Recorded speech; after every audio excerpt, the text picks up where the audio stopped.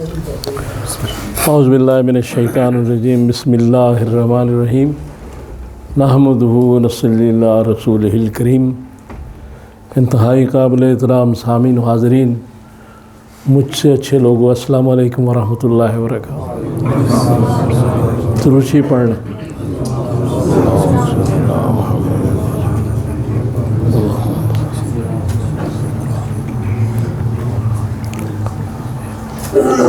آج جنگ بدر کے بارے میں کچھ گفتگو کروں گا۔ اسلام اور کافروں کی یہ پہلی جنگ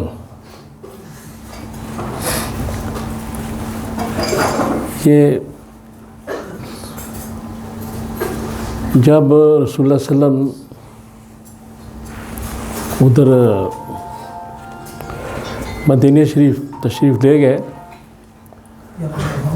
تو وہاں آپ نے اپنی اس میں کچھ تھوڑی گڑبڑیں ٹھیک کریں، سلطنت قائم کی، اور اس میں جب وہ سلطنت قائم کی گئی تو مکے میں تو حالات ایسے تھے کہ مسلمانوں پہ کافروں کافی مظالم ڈھاتے تھے، تو جواب نہیں دیا جاتا تھا۔ حضور نے منع فرمایا تھا کہ جواب نہیں دینا۔ کہ جب آپ مدینہ شریف تشریف لائے تو اس کے بعد کافروں نے دیکھا کہ یہ حق اور سچ کی آواز بہت زیادہ پھیل رہی ہے، تو انہوں نے پھر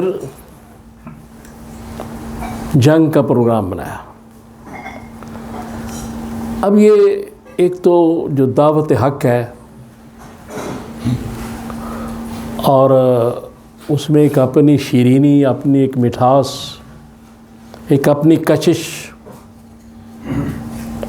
اور پیش کرنے والا اس کو اگر محمد رسول اللہ ہو تو دعوت بھی بڑی حسین، خوبصورت، دل نشین، اور اس کو پیش کرنے والا پیکر حسن و جمال، تو پھر دل پہ اثر تو کرتی ہے۔ لہذا وہ کافی یہ پھیل رہا تھا اسلام، تو انہوں نے جنگ ٹھوس دی۔ رسول اللہ صلی اللہ علیہ وسلم جواب میں آئے، وہاں بدر میں یہ معرکہ ہوا، اور اس کے بعد مسلمانوں نے فتح حاصل کی، اللہ تعالیٰ نے انہیں فتح دلوائی۔ سورہ انفال میں آیت نمبر 9، 10 اور اس کے بعد اس کا ذکر ہے۔ تو اس میں جو خاص چیز، ایک دو چیزیں میں بیان کروں گا، ٹائم ذرا کم ہے، کہ ایک تو بات قرآن نے یہ فرمائی اللہ نے کہ رسول اللہ صلی اللہ علیہ وسلم کی دعا کے جواب میں اللہ نے کہا کہ ہم نے آپ کی فریاد سن لی اور ہم آپ کے لیے 1000 فرشتہ بھیج رہے ہیں۔ لیکن یہ صرف بشارت ہے، فرشتے یہ آپ کے اطمینان قلب کے لیے، مومنین کے لیے اور سکون کے لیے ہیں۔ اصل کام اللہ نے فرمایا وہ تو میں نہیں کرنا ہے، کیونکہ اللہ کے سوا کوئی مدد نہیں کر سکتا۔ یہ اس آیت میں بات بیان کی گئی، یعنی یہ وہ ایک پوائنٹ ہے۔ جنگ کے بارے میں آپ جانتے ہیں، تفصیلات جانتے ہیں، ادھر کتنے لوگ تھے، ادھر کتنے لوگ تھے، سامان کیسا تھا، یہ بات کی باتیں ہیں۔ لیکن یہاں سب سے اہم جو نقطہ پیش کیا گیا اس جنگ میں کہ اللہ تبارک تعالیٰ فرما رہے ہیں کہ فرشتے بھی آئیں گے، سب کچھ ہوگا، لیکن مدد ہم کریں گے اور کوئی نہ کرے گا۔ اور اس کے بعد پھر اللہ تعالیٰ آگے فرماتے ہیں کہ ہم نے وہ اونگ پیدا کر دی تاکہ تھوڑا سا اطمینان میں آ جائے مسلمان، اور بارش ہوئی، اور شیطان کا جو گندگی تھی اس کو دور کرنے کے لیے مومنین سے بارش کی گئی. یہ اگلی آیتوں میں بیان کیا گیا. تو اصل میرا گزارش کرنے کا مقصد یہ ہے کہ فرشتوں نے کام تو اپنے کیے اس جنگ میں جو اللہ نے ان کے سپرد کیے تھے، اور وہ اس میں جو اہم کام یہ تھا کہ جیسے آج کل کی جنگ میں میزائل وغیرہ چلتے ہیں، تو اب ایسی ٹیکنالوجی آ گئی ہے کہ میزائل کو بالکل ایکوریسی کے ساتھ اس پوائنٹ پہ ہٹ کیا جاتا ہے جہاں اس نے جانا ہے. تو اس جنگ میں فرشتے ایک کام یہ بھی کر رہے تھے کہ مسلمانوں کی اس طرح وہ مدد کر رہے تھے اللہ کے حکم سے کہ جو تلوار ان کی ہے وہ صحیح اسی گردن پہ پڑے جہاں پڑنی چاہیے. یہ وہ ساتھ کام کر رہے تھے فرشتے. تو اللہ تبارک تعالیٰ نے مدد فرمائی، فتح حاصل ہوئی، اور اس کا بنیادی مقصد جو سامنے آتا ہے یہی ہے کہ یہ وہ لوگ تھے جو 313 کہ جنہوں نے یہ ثابت کر دیا تھا کہ آپ رسول اللہ صلی اللہ علیہ وسلم آپ ہماری مال جان، ہمارے ماں باپ، ہمارے رشتہ داروں، ہر شے سے زیادہ محبوب ہے، اور یہی مکمل ایمان ہے. اس لیے کہ کہیں باپ بیٹے کو مار رہا ہے، کہیں بھائی بھائی کو مار رہا ہے، کوئی رشتہ داری نہیں سوائے اسلام کے، سوائے توحید کے، سوائے کلمے کے. اور وہ رسول اللہ صلی اللہ علیہ وسلم پہ اپنی ہر شے فدا کر چکے تھے، مکمل ایمان تھا. اس لیے اتنی بے سر و سامانی میں، اتنے سخت حالات میں بھی ایمان کی ایسی طاقت تھی کہ انہوں نے وہ 1000 جو لوگ تھے مسلح مکمل، ان کو ہوش اڑا دی ان کے، اور ان کو یہ پتہ چل گیا کہ یہ قوم ہے.